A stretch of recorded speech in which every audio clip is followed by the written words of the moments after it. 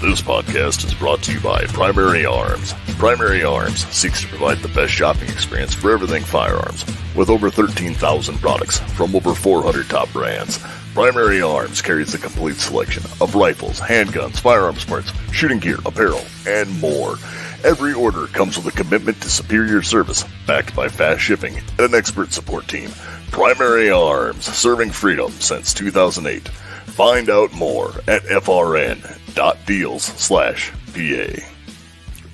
Welcome to the AR-15 podcast. This show is for you if you just bought your first rifle or if you've been building them for years. There is something we can all do to take our black rifles to the next level.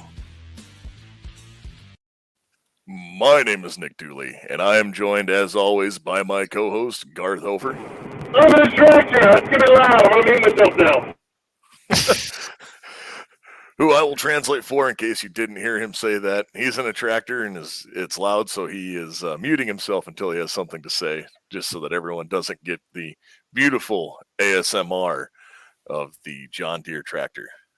And then we have a special guest tonight. We have Ryan from Breach Bang Clear. If I could talk, it would be wonderful. Beach Bang Clear sounds entertaining too, I suppose. But yeah, I'm Ryan from Beach Bang Clear.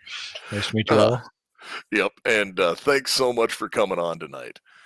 So this show, we are going to have a little bit of an interesting one because I know that in the past we've had people ask about banned states and where things are kind of unrestrictive and things of that nature. And you have a little different particular view of that because you actually are a neighbor to the north. So we might get to talk about some of the alternatives about what they have up north there. Yeah, so we have a few things that are a little different. Some things better, some things worse. So it's kind of an interesting take on that. Yep. Well, and we will get more into the individual weapons and what you guys might have as AR alternatives, because as I understand it, the AR is actually banned in Canada by name. Yeah, and anything that even is a derivative. Derivative being a very loose term, kind of like how they banned the Mossberg Plinkster because it resembled the shape of an AK but had no AK parts in it. But anyways, I digress. It's a interesting system of things. I think it involves a twister wheel. Well, I mean, we have all Norinkos banned in the US. We can have them here at least, but Norinkos and the cheap M14. Yeah, those got banned unfortunately here. They were very popular for quite a while. Yeah, I know. I had a couple friends who immigrated down to the US and they each had one, and they're like, "Oh yeah, these are cheap." And I was like, "Cheap and M14 don't generally go together." Yeah, I think if I remember right, they came out at like $650 Canadian. That's almost 500 American at the time, probably. Yeah, that's about what they were. Is I sat there with my M1A that I paid $1,700 for. I mean, a bit better quality control. That's debatable. I have some pictures to show you, even the recent QC that. Well, yeah. I mean, when none of your guns are no longer American made, I guess that can happen. At least I don't think any of them are American made anymore. So before we get talking too much about the rabbit hole of randomness that is guns, because as all of our listeners know, I will go down a rabbit hole of obscure firearms for hours if you would let me, and start talking about things that, how the Maxim gun was actually one of the first ones to do bottom eject and forward ejecting. And, it wasn't new with certain types of bullpups, but before we do that, why don't we talk a little bit about Breach Bang Clear? All right. Yeah. So, Breach Bang Clear's got quite a few different random writers that pop in and out. I'm probably one of the more regular writers on there. It got started while my boss and his buddy were still in the service, and it's been going ever since. I've been lucky to work for my boss, David, for a few different places. I worked under him at Recoil for a bit. I currently work and do some work for Gun Mag Warehouse and Breach By Clear, obviously. Yep. And now Gun Meg Warehouse is another great company that has definitely swallowed up more than one of my paychecks, I think, over the years. Yes, I'm very sad I can't order things from there. Yeah, ITAR is a bastard. yeah, ITAR can definitely be a problem, and it's like I have I'm not going to say crippling magazine addiction, but I have been known to, It's crippling. I've been known to like when they put the cases where it's like, oh, buy 100 mag case. I mean, that's a good deal. There is, and there was a time in my life where I went, who would buy that? And now I'm like, Well, can I get 3? I remember back in the days of buying ammo by the box, and I mean, that's not even really doable nowadays, but like, I think the last time I bought ammo, I just bought a pile of crates and then DHL left them on my doorstep. It was a mountain of boxes with explosive stickers on them and wooden crates. Yes, that's always such a good feeling when those things happen, and you come home and have the pile of ammo boxes. Like my favorite is when the delivery driver has to, or like mine hates me because they've had to hand unload pallets. Yeah, the lady at the post office can tell when it's my parcel before she even Yeah. looks at the name on it. And she's like, "I have a parcel for you," and I was like, "I know." I too fall into that same category. They're usually relatively the same shapes, Yep. long or kind of box-like, or they're very heavy. Yep. Weight and length are definitely Yeah. the two, and that happens quite commonly for me. So for people who don't know what breach bang clear is, because we've mentioned it a couple times, so it is a like a website or blog, or how would you describe? Because it's more than a blog. Yeah, I don't really hard to describe. It's like I guess a group of like-minded people posting stuff that they find interesting or useful, I guess would be the best way, because it could be anything from talking about a board game to talking about facts from a movie about guns to really weird builds, like when I did an entirely Canadian bolt action rifle from all the individual parts, including the scope. It's like we had a motto is think and be dangerous, is whether it's information you're passing on or just stuff that you might, because if we're interested in it, there's probably some of the readers that are interested in it too, is kind of the theory. Yep, and I've seen like there's a lot of, it's more than just a place for geardos to hang out. There's a lot of trivia, or not trivia, but history and historical facts and war data.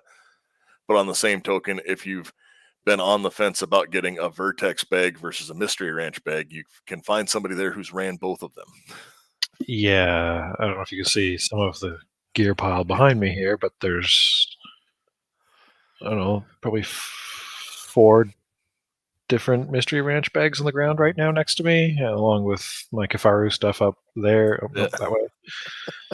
So yeah, I've definitely got a bag problem. You have You a mag know, problem. I have a bag problem. that's okay. I have my Eberly stocks laying over yonder as well. So I haven't used one of those in, geez,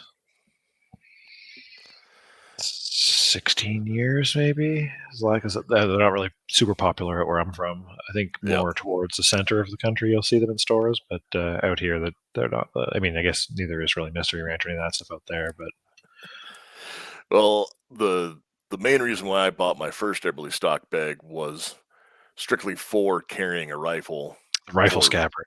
Yep, it was a rifle pack, and I needed that rifle pack, and I looked at a handful of different ones, and I liked how that one worked the best, and I Yeah, bought my first.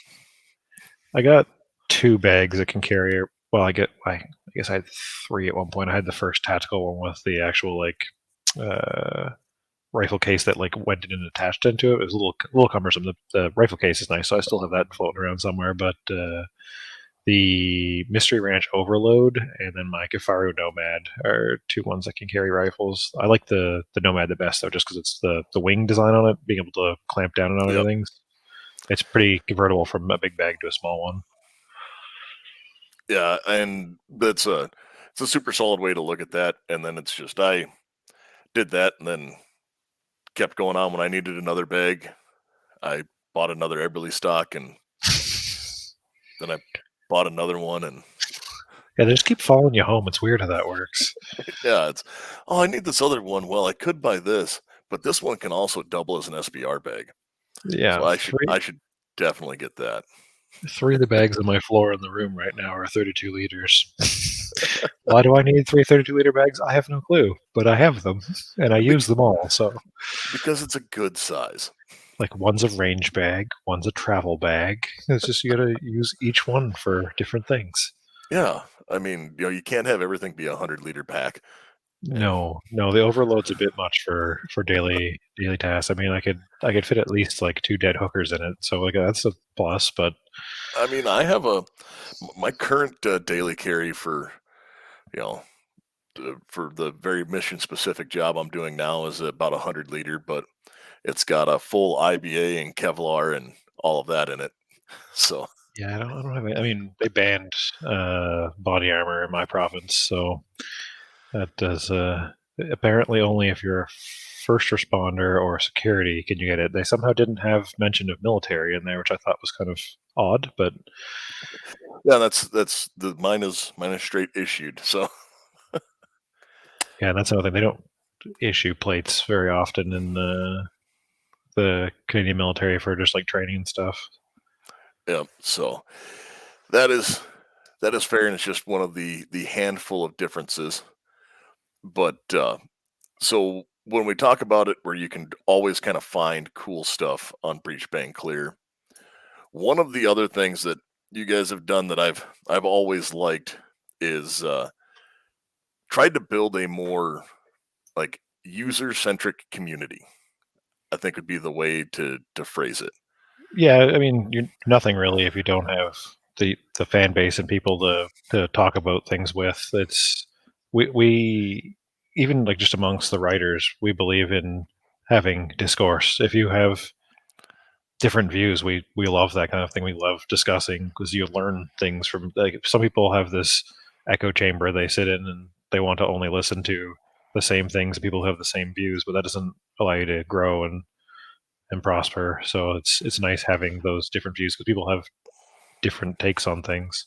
Yeah, and it's granted there's some of them that can sometimes just be wrong, and there's some Well, I mean, there's definitely wrong answers for sure, but even then, there's stuff to learn off of wrong answers. So there is because you're never truly useless if you can be used as a bad example. exactly, everyone's a learning experience. And going through that either because like I am in the Discord channel with you guys and go through and some of the conversations that get going in there are a super solid you know like straight up discussion. Like we had one just what was it yesterday about iPro and why people wear do you wear it while you shoot? How often do you wear it? Yeah, yeah, it's funny. Like we talk about like firearm safety and stuff like that, but then people will forget like a simple thing like putting an IFAK in their vehicle and knowing how to use the IFAK or not wearing eye protection or hearing protection. Like from my job, my hearing's not exactly the greatest of all, but I'm constantly wearing hearing protection because suppressors are banned up here because ninjas and such. But Yep. the like for instance, IFAKs, my buddy had a Mosin explode on him, and he's ended up having an extractor put into his chest and things, and they didn't have anything, so he's like using dirty towels from the truck to try and stop the bleeding while they're going to the hospital, which is like an hour away. So Yeah, that's very much so, and that's actually something that we've preached on here for a long time. Is well, I'm just a huge advocate of training in general, but you know, there's when I teach self defense courses, I tell people to get medical training because if you can put holes in people, you should be able to plug them as well. Because you're far more likely to come up on an accident on the side of the road where you need to, render aid than you are to have an experience where you're going to need to use a firearm in self-defense Oh, for for the sure. average civilian. Not only that, but like if you're out four-wheeling or snowmobiling or something like that, you fall off your quad and get a stick through the leg or whatever, and you have profuse bleeding happening. You're going to need to stop that and get yourself, because you could be hours away from a hospital. You need to be able to stop that and get out of there. So having the skills to be able to do that sort of thing is quite important. Yes, very, very much so. And that is one of those things where having a place to discuss like what skills are important. You know, there are people who are, new to this kind of sphere, is what I'll call it, because well, Garth is being quiet as he, rides along in the tractor. He will tell you that like he got into guns, a lot later in life than I did, and started picking up all this stuff. So it was talking to his buddies who shot or looking for places online where you have people who may have been exposed to it, where you can talk about these things and find out the things to look for. Yeah, that's the internet is both a blessing and a curse, as I'm sure you guys know, because there's some great info out there, and there's also a lot of really, really bad info. So it's hard to try and sift through that, I guess, and find sites that What's find. That's 100% true. I mean, I'll read stuff online and then I'll take it to Dewey and go, is this factual? He's my Google. not quite that bad, but I've been known to look at things and go, well, no, but if you got it from Detroit Urban Survival, it's probably not true. That's a fair statement, really. Yeah, I'd even probably move the probably to it's definitely not true. It will get you killed. Killed in the streets. Yeah.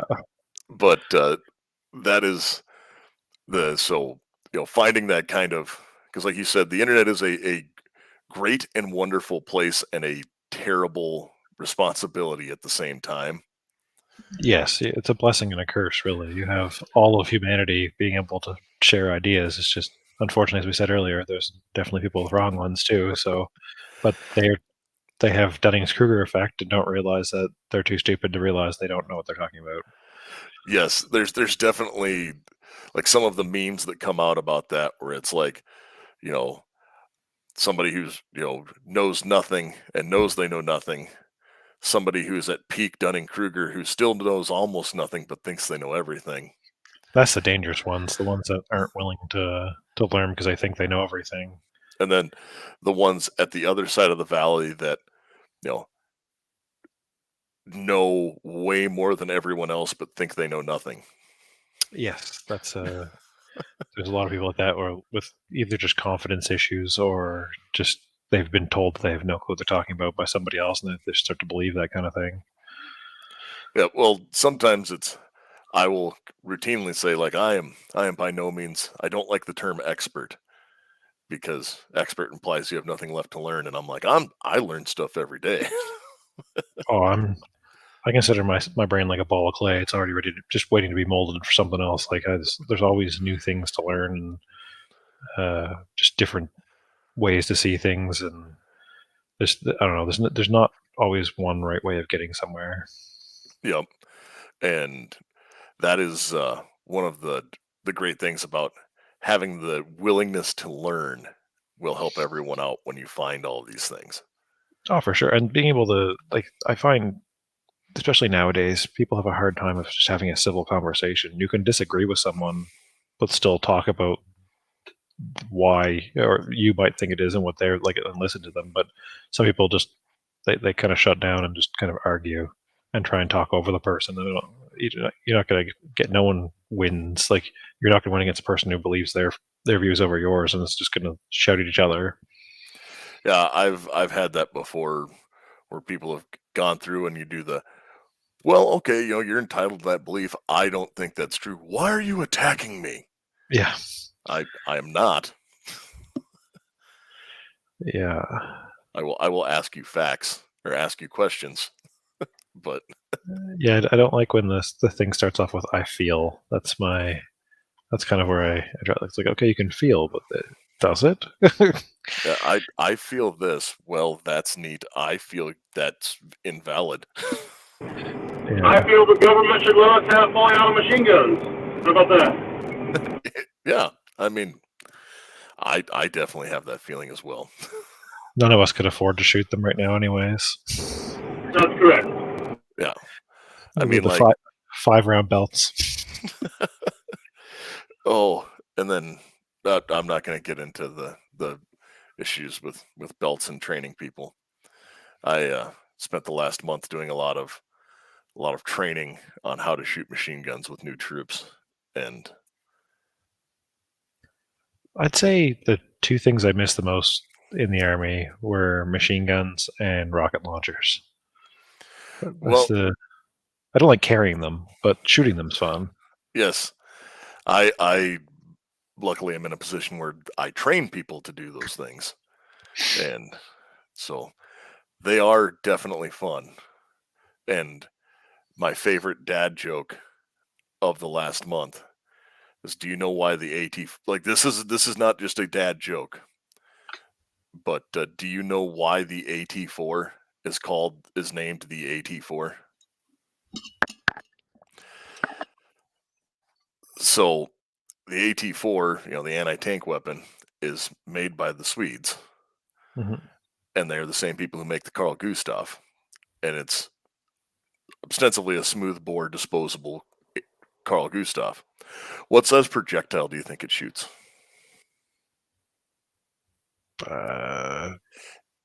84 millimeter. So they Oh, started introducing it, and it's AT4. terrible. That is legitimately how it got its name. It's funny though, but terrible. I never got to fire the AT4. I fired the Carl Gustav lots, but never got to play around with an AT4.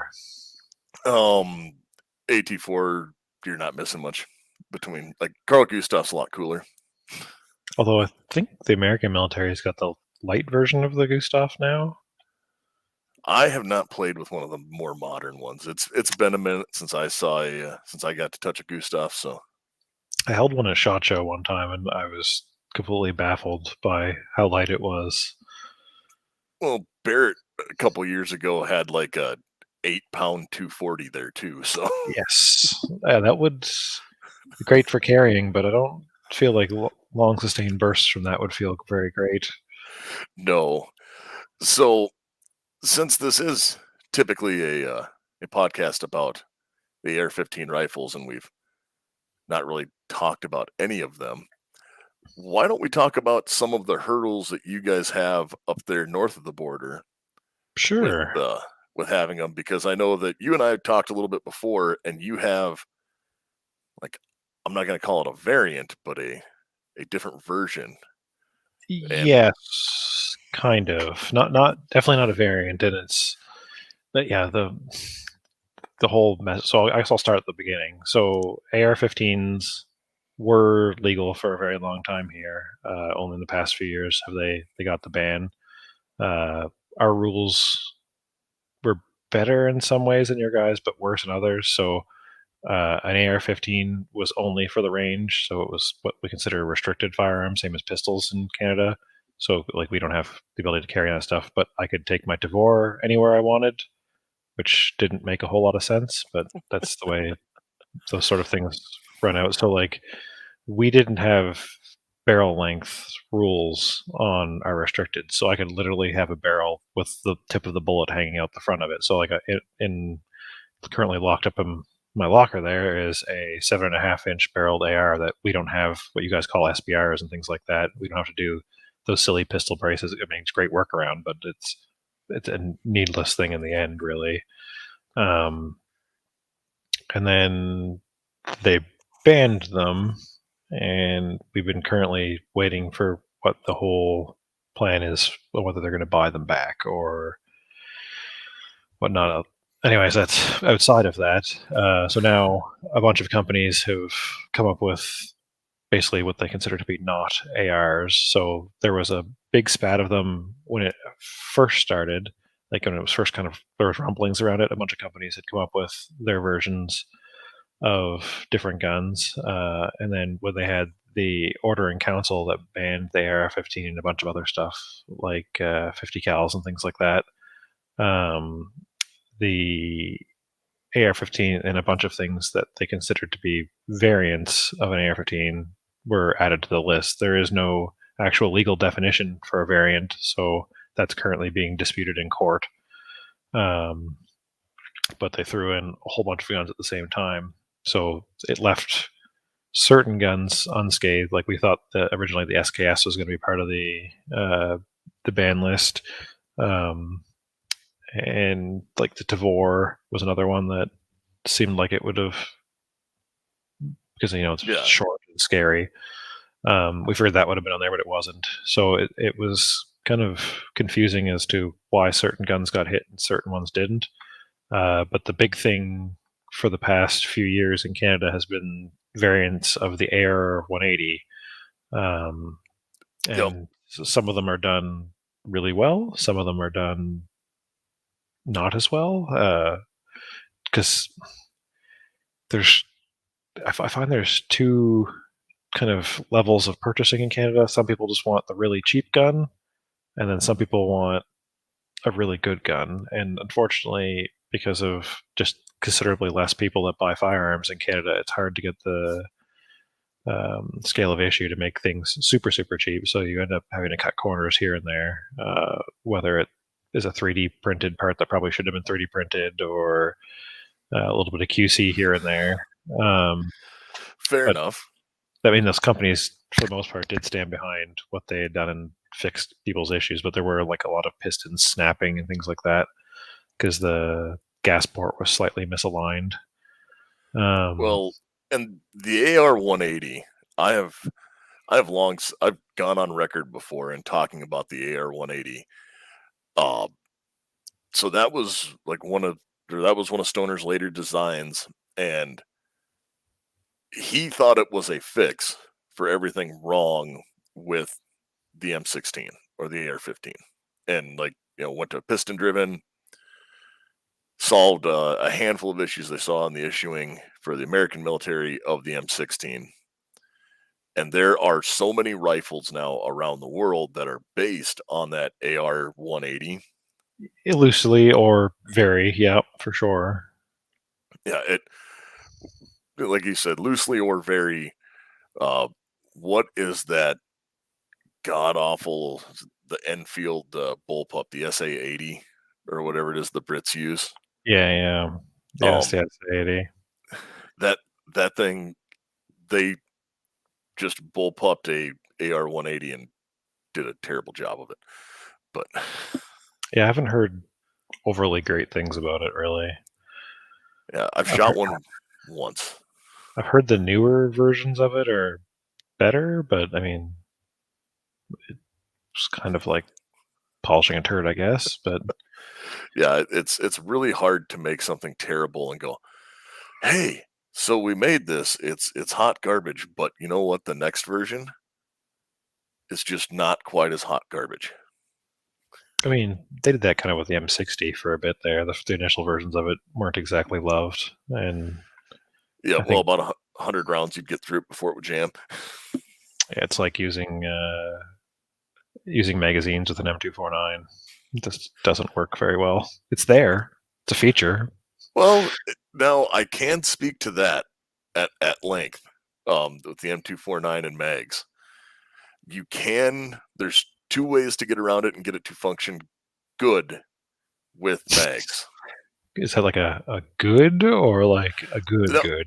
Good. There's two ways to do it. One, if you have the standard GI mags, you take two magazines out and you pull the spring out of one and throw the rest behind you and double spring the magazine so it'll keep up with the cyclic rate. It would cut your magazine capacity down. Nope, it stays the same. Stays the same. It just makes it a lot harder to push in because you're just running the exact same spring up. It's just two. Are you running? Is it two springs like together or like stuck end to end? Together. Oh, okay. That makes more sense. 2 springs together, you just put it in so it's the exact same, just double pressure, and that allows it to keep up the cyclic rate, which actually I need to try out on some of the cheap Glock mags, running them in a PCC to see if that would fix them, now that I think about it. But the other way is to just buy a PMag. Yeah, that would help.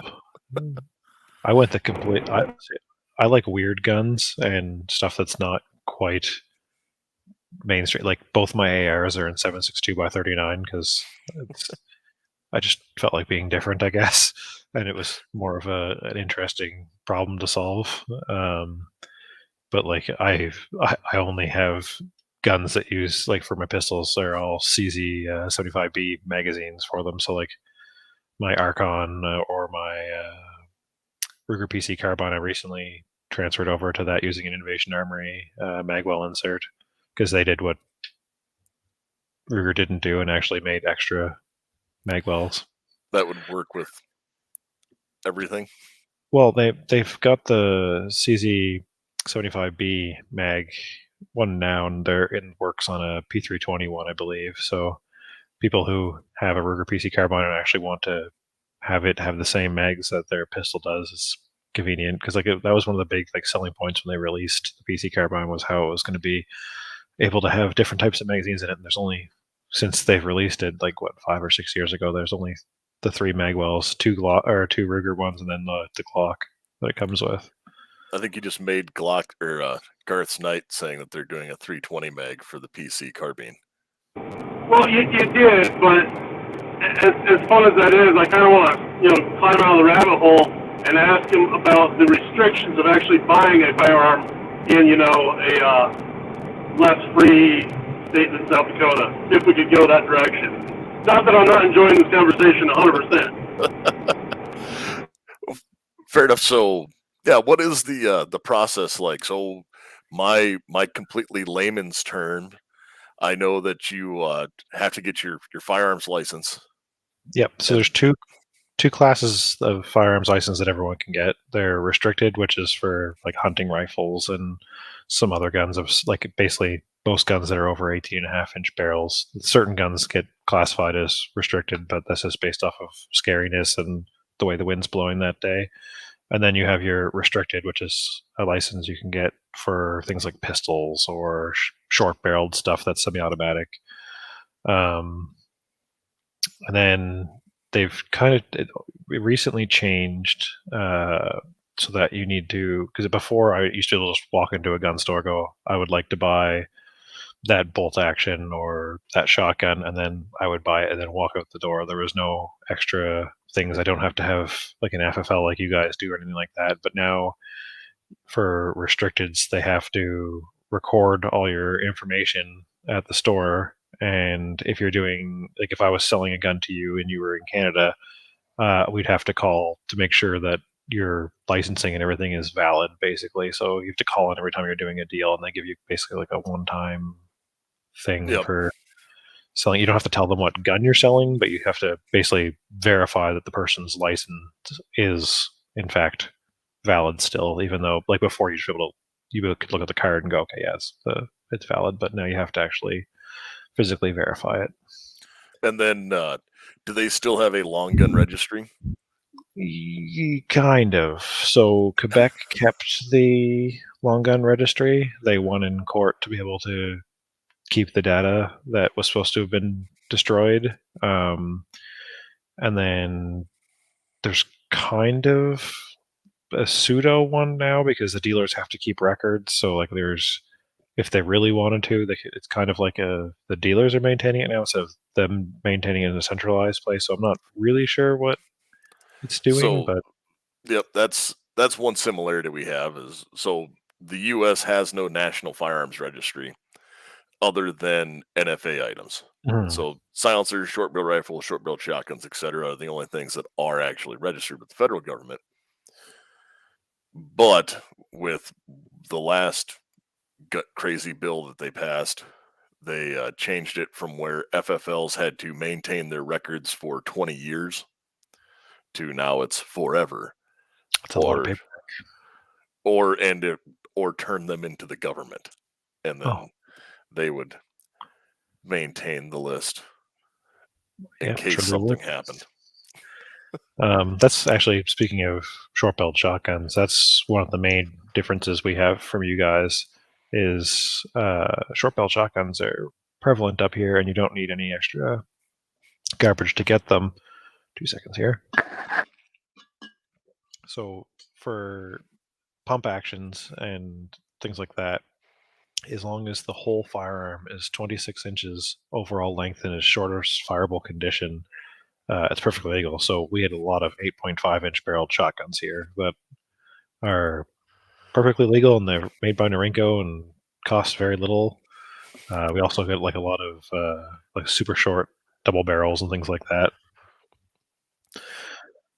Nice. Yeah, we would like the only ones of those I've ever seen are like the Serbush super shorties and stuff like that. Yeah, similar ideas to that.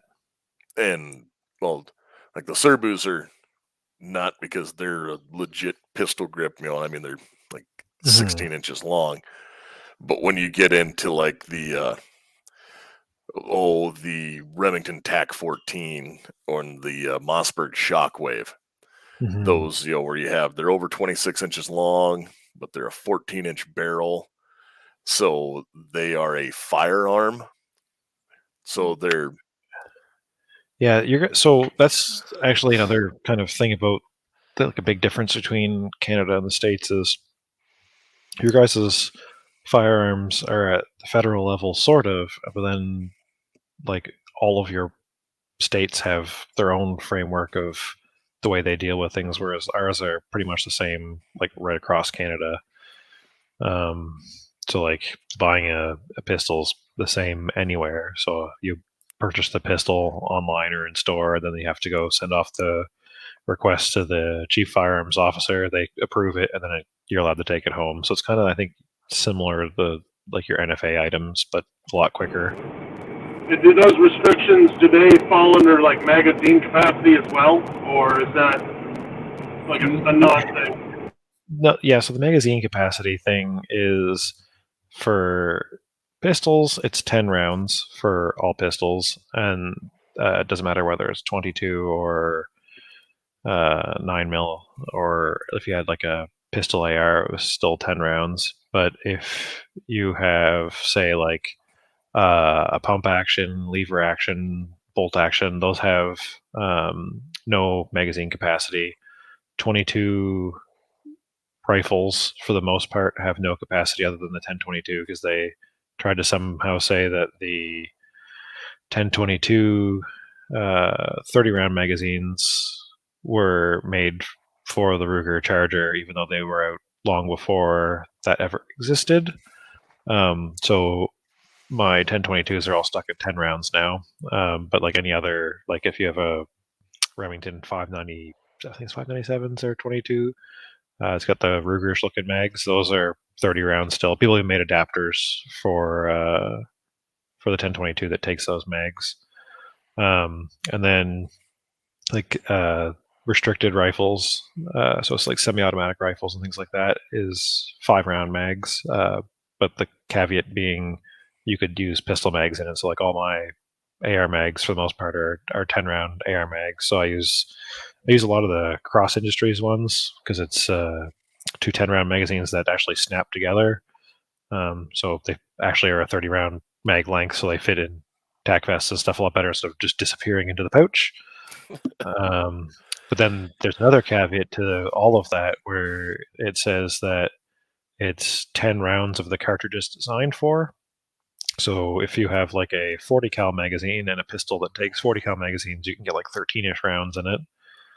I think there's even one pistol, the FN9S, could take like 17 because of the way they crimped the mag.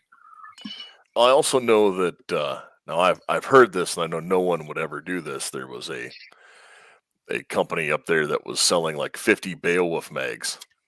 Yeah, so that, by the way, it's written in the law, those are completely legal, but they made a ruling on them and kind of made them. It's kind of the same as the 1022 mags. They're technically legal, but not legal. So it's like a weird gray area zone because it's however many 50 Beowulf. If the magazine's made for 50 Beowulf, however many 50 Beowulf fits in the thing. So if you do 5.5 50 Beowulf was like, I think it was like 17 rounds of Yeah, 5.56. I know that a 10 rounds of 50 Beowulf is 30 rounds, like the way it works out. Yeah, yeah, and so that just kind of like they were like basically you're skirting the rules, even though that rules are the rules. That's the way they're written. But I think a large part of it came down to the follower because they all had 5.56 followers in them. Yes, it So was. I don't know.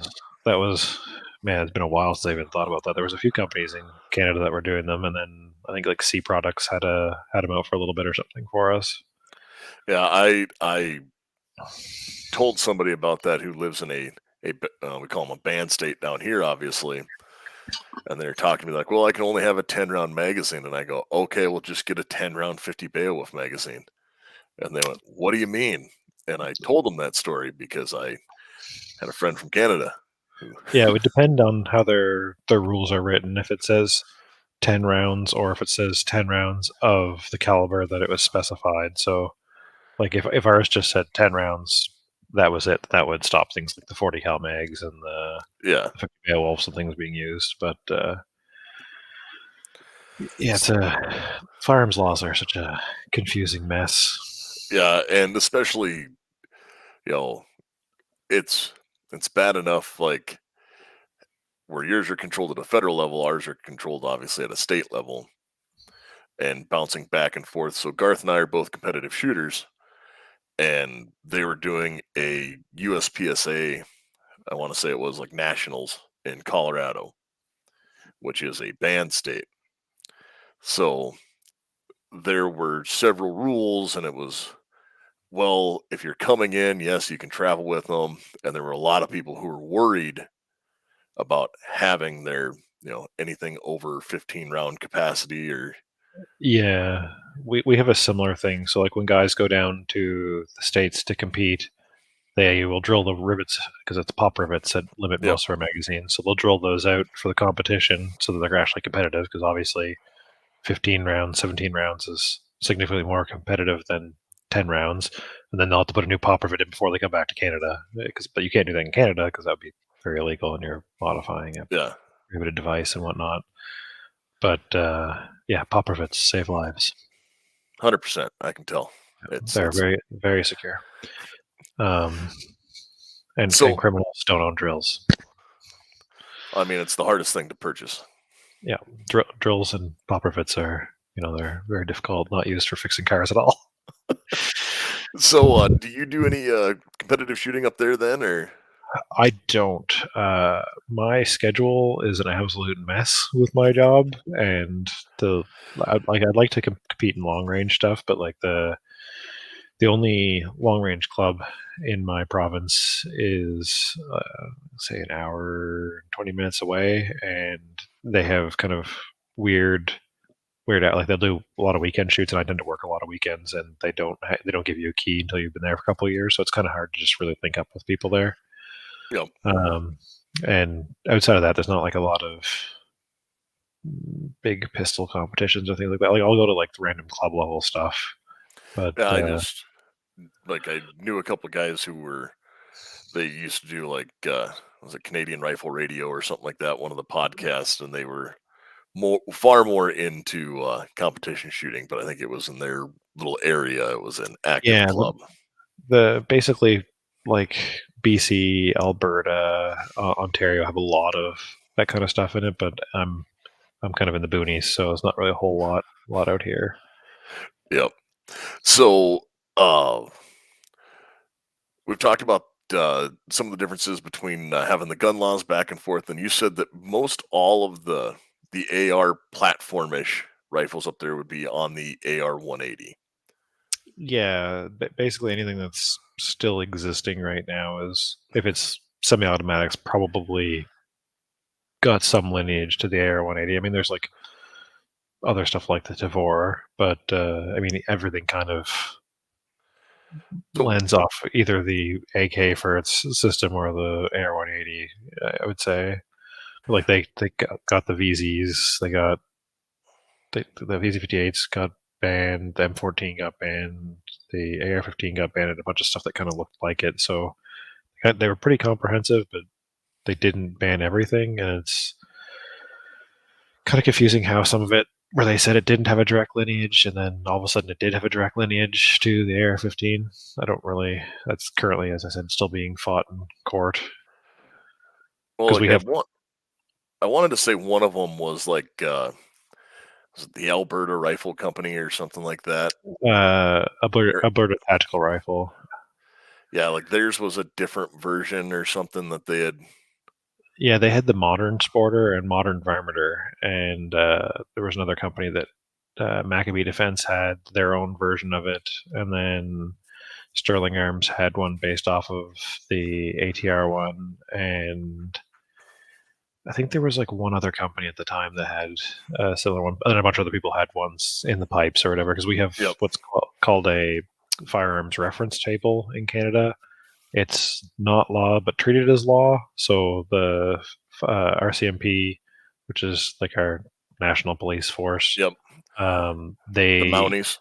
Yeah, they have a what's called the like firearms lab, and they basically try and figure out if they can make guns shoot full auto, and they do a bunch of other stuff to them, saying that, like, whether things are variants and whatnot. And then because they're used as expert witnesses in the things, the FRT becomes law, but technically isn't law. And then guns made in Canada don't actually need to be sent in for an FRT, but all guns coming into Canada need to be sent off for an FRT, and sometimes that takes quite a while, which is why you'll see a lot of like for new scary looking guns, you'll see there's kind of like a lag before it finally gets into Canada.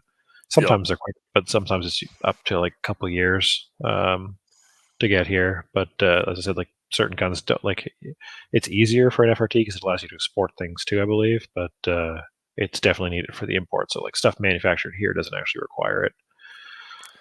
Yeah, so like you might not see a lot of the new Bren series or. No, they're here. They submitted that a really long time ago, though. Like I think the initial sample was sent to the lab quite a while ago because it was banned, and then something changed, and then it was unbanned. So I don't know what wizardry happened there, but one of the versions of the Bren is banned. But no, we have the short barrel version, and then the versions with an 18.5 inch barrel, so 18.6, I guess, so that it's non-restricted. So for semi-automatics, if the barrel is shorter than 18.6 inches, it becomes restricted, and then becomes a range toy only. Okay, fair. That's an interesting. Like I love the arbitrary lengths that they put on. Like ours is 16 inches. 16 inches. It's.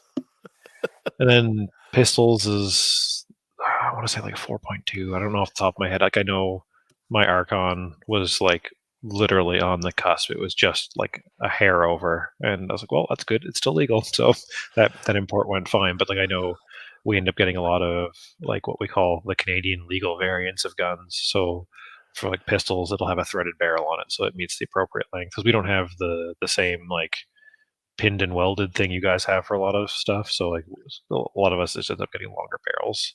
So it has to be. Yeah, I've seen a Canadian spec Glock 19, and it had a 4 1/4 inch barrel. Yeah, it would have been a threaded barrel on it then. Yep. Same as I think the 19Xs came with threaded barrel too. Yeah. And which is really a shame for up here because we can't have suppressors. But I guess you could mount put a comp on it, compensators to them. So what modifications can you make to your ARs up there? That AR.ARs that you're allowed to do, that the states are allowed to do, kind of thing. So we can't cut our barrels back or anything like that. But like anything else we can do, like I can take the stock off. If you wanted to register it as restricted, you could put a super short barrel on gun. So like I could literally put a 2-inch barrel on a rifle and just have to register it as a restricted firearm, and it becomes a range use only thing. I don't have to put any weird braces or anything. I can just put a standard Magpul stock on it. Yeah, we can do anything else. We can throw different triggers in it. We obviously don't have like the binary triggers like you guys have and things like that. Nothing that could be even remotely considered to shoot 2 bullets or bullets fast. It can only just be a trigger. I mean, we have Trigger Tech, which makes fantastic triggers up here. They're in everything I can cram in and do. I do love Trigger Tech triggers. They are nice. Like when I was building the Canadian bolt action rifle. Sorry, it's very dry in here. We've had the heat pump running all day long. Yeah, when I was building the Canadian bolt action rifle, we were kind of joking around about names, and we asked a bunch of the readers on Breach Van Clear what to call it, and people joked and said the Apologizer, and so that kind of stuck. And then Trigger Tech actually engraved the front face of the trigger with the word "sorry" on it. No, so, that is brilliant. I love that. So just because I'll do a little bit of a teaser for that, did you use a tangent theta optic? I did. Yep, they're actually an hour and a half from where I live. So, and I've actually got to go do a tour of their place one time, and what a great place! They also do like their parent company, I guess, would be Armament Tech, and they do a bunch of other stuff. Like they sell Alcan and have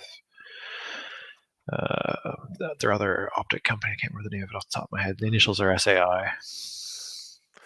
Yep, it's so one of the, I think the lone importer to the U.S. is for tangent theta is about an hour and a half away from where I normally live. Oh, nice. Yeah, they're great scopes. They're them and Zero Compromise are some of the best scopes you can get for sure. Pricey though, definitely pricey. Yes, very, very much so pricey. It's I know some guys who use them. I've seen them, and like the first long range match I went to, I took an AR-2, and like you would probably appreciate this a little bit, but I shot my first long range match with a 1 to 4 power Vortex. Nice. 20-inch barrel, just like. I mean, at least you had a 20-inch barrel. What were you shooting for bullets? I think at the time I just had some random like 60 grain, 55 grain or 60 grain VMAX. Yeah, that wasn't doing so hot at that distance, that's for sure. I put at 847 yards, I put 9 out of 9 on an IPSC silhouette. And the Apologizer was built with a 223 wild barrel on it, and I usually shoot 77 grain. But I'd like to eventually get into the reloading, but the cost of everything right now is just insane, and I have lots of ammo, so I haven't made the jump to try heavier ammo in it. I have.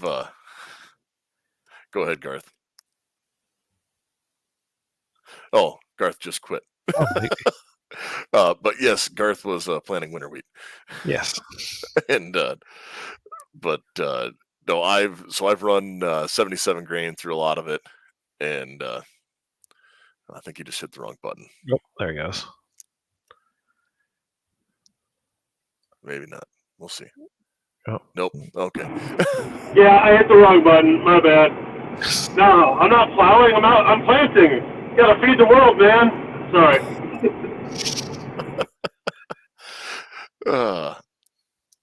Yep. But so I was running that, and I had just left. I was when I went to that or signed up for that contest or match, I walked into my local gun shop, and I had just came back from getting one of our units ready to deploy. So I was running their crew serve ranges for them, and was down in the pits instructing people how to shoot. And they were going through, and that 600-meter target will not pop, or won't go down.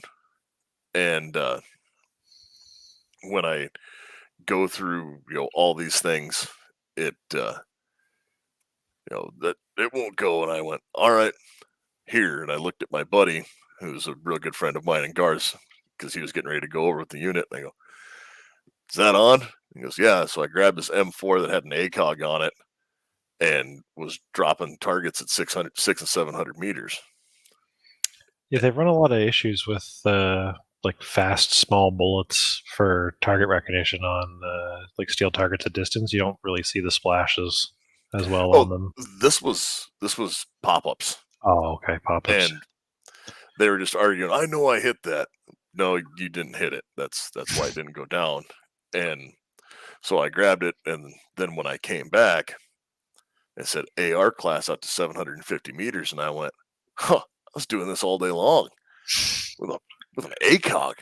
Like, my optic's way better than this. And so I entered, and a bunch of my buddies that had shot long range before were like, you sure you don't want to borrow one of our scopes or something? I was like, oh, no, I got this. And I did not come in last. I managed to shoot and did okay. Well, as I Ricky Bobby says, if you're not first, you're last. So I was not first. It's definitely not first.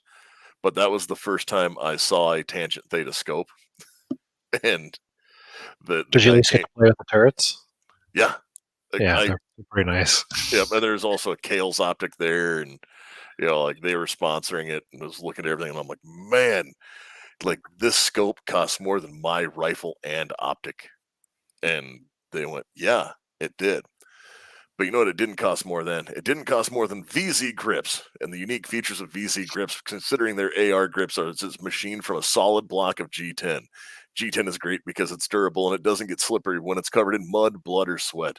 The 17-degree grip angle, wide variety of textures from mild to extreme, and color options are available, along with a shorty version as well. 1911 grips, CZ75 grips, Beretta grips, all with extreme customizability, standard slim palm swells, thumb notches, safety cuts, bottom profiles, and more. 25 textures and 27 colors are available for an almost infinite variety that you can set up and personalize your firearm. This coupon code is good for all VZ grips, handgun, and rifle, and that coupon code is AR-15 podcast.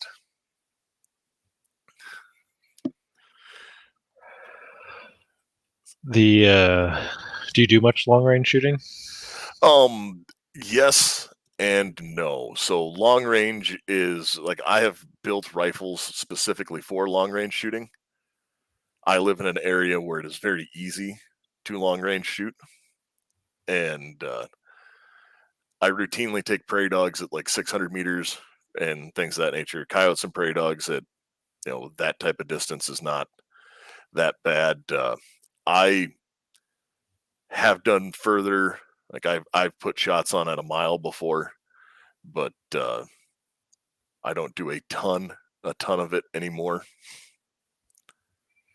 Yeah, so this is one of the kind of how your guys' framework is different in like the different states or things. The province that I live in, we can't just go shoot on in your yard. If you had like a big yard or whatever, you'd have to actually get an approved range, like have a CFO come in and make sure your range is safe and your safety templates are good for the round. So like you can't just go plink in the woods, which is kind of frustrating. So instead they have what's called Department of National Resources ranges, where they're all 100 meters or shorter around the province that you can go to. So it's kind of frustrating. So you can't go to like power line choppings and just find a place that's a kilometer to shoot. So it's harder for that sort of stuff in this province. But we're one of the few provinces that has that rule where the hunting rules supersede everything else. Yeah. Yeah, and I am one of the rarities where I put almost all of my shooting distances into meters. It's the way it should be, as God intended. Oh, I say that, but I think of all of my groupings in inches. So I mean, Canada's just a mess. I was actually telling the Norwegians about this when we were hanging out one time, because I was making fun of them because they use something called a metric mile, which is like 10 miles, but everything else they do is metric. So it's very confusing if you ask for a distance and they go, oh, it's 10 miles away. You think that's really close, but it's actually 100 miles away. So I was explaining how Canada's really broke. Like, I don't know how tall I am in centimeters. I don't know how much I weigh in kilograms. But I routinely use meters for like kind of longer distances, but I don't use like centimeters and stuff. I'll use inches and feet, especially because working on airplanes, everything's imperial. And then like I know a good pool temperature is in Fahrenheit, but I'll tell you the temperature outside in Celsius. So it's like a really weird bastardized system of metric and imperial. Well, negative 30 is cold in both. Yep. Yeah. I definitely know cold. I have spent a lot of time in the cold. Yeah. Well, we get the negative 30 as well. So it's weird when you look out. It's like negative 30. What's that in? Anything but Kelvin. Yeah. Don't want that, Kelvin. That's when you die. Yeah. Yeah. Speaking of cold, I guess, and AR-15s, that was one thing I found was lubricants in the winter. Certain lubricants were way more susceptible to the cold than others. Very, very much so. I found I liked frog lube because of the smell and whatnot in the summer, but it would freeze up and be a horrible gummy mess in the winter. It basically like hardens into old toothpaste. But then other ones, I mean, I guess light oiling is the key for the winter. Very, very little goes a long way. The other thing that I've always appreciated when it gets really cold is graphite. Yeah, I haven't used graphite too much. I feel like I remember something about it technically being corrosive in the chart list for metals. I never really looked into it too much. But I think there's something about an incompatibility with it in certain metals. Oh, I'm sure it adds in galvanic corrosion or something like that. Yeah. And so when it gets really cold out, a little bit of graphite. Yeah. Or moly. Yeah. That's a good one. Both the high heat and the other cold weather stuff. Moly just powders are great. Try to use as little lubricant as I can in the winter. That seems to have gotten me through. And then just cleaning things because we have fairly wet winters here. Well, I mean, you never really know what the weather you're going to get here is. It can snow a foot, and then all of a sudden you get rain, and then you'll get freezing rain, then hail, and like last winter we had a foot of ice pellets land, and then it had freezing rain afterwards, so it froze into this horrible mess. It was all the way up to the bottoms of my car doors, and I had to chisel my Corolla out of the ice. It was good times. Oh, that just sounds lovely. Yeah, it was a slippery mess, and I think I was out there for I don't know, probably like 6 hours with the Glock entrenching tool trying to chunk out bits of ice around my car so I could move it back and forth and get it out of the ruts. Yes. The Glock E-tool.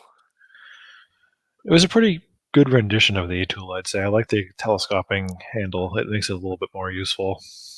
Well, that's good. Well, we are coming up on about an hour. So, Ryan, is there anywhere you'd like to tell our listeners to head to and where to find out more about Breach Bang Clear or anything else you're doing? Yeah, so I mean, obviously breachbangclear.com. There's lots of random stuff on there, stuff about AR-15s and everything else under the sun. There's our Patreon, which we do a lot of stuff for small businesses and charity. We just did $660 towards Soldier On. It's a military charity for getting vets and injured vets and people back into sports. We did I think $1,000 last year for Children's Hospital. We give lots of random stuff from small businesses away to the readers. I run 2 Cent Tactical. We sell more morale patches and things kind of like the ones on the top of my safe back there. Where 100% of the proceeds, well, profits, I guess, from them go towards military charities. And I mean, Gun Mag Warehouse. Check out the blog and see some of the stuff I write about. Yeah, and that's the great place. There's a ton of good info there. A lot of good things put out. So, Garth, do you got anything to add as you as Champ put it so delicately, bobblehead along in the tractor? No, I'll save it for next week. I'm bouncing around here, so. All right. Well, Garth has been mainly mute this week, but it works out. And he's just practicing for being a mime. Yeah, exactly. It's stuck in the box. Well, he is in the glass case of emotion there, so it's not quiet though. No, definitely not quiet.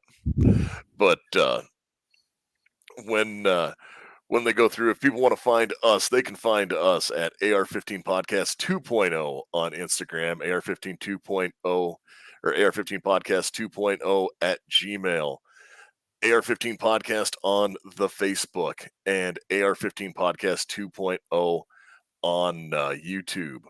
So again, guys, reach out with any questions you have. So we have that upcoming listener question show. And any other topics or people you would like to have us try and get on. Again, thank you so much to Ryan for coming on. And do you have anything you want to just add quickly before we sign off here for the night? Yeah, thanks for having me. It was great chatting about the weird rules of Canada and how, as I said, some stuff's better and some stuff's worse. I mean, we're not California or New York, so we got that going for us. That is very much so true. Maybe we can annex Canada if we trade like California. I mean, I'd be happy if you kind of just got rid of the whole side there, and like, you guys they can take BC at the same time, and we'll take everything else. I feel like BC and like Washington and California would all get along really well. And there's a lot of weed there. I mean, there's a lot of weed here too. That's perfectly legal up here. Like, a friend just got a 2,000 milligram gummy, and I was like, I feel like that's the way to just not have the rest of your day happen. You've forgotten how to blink. Well, fair enough. And with that, guys, you folks out there, stay safe and stay armed.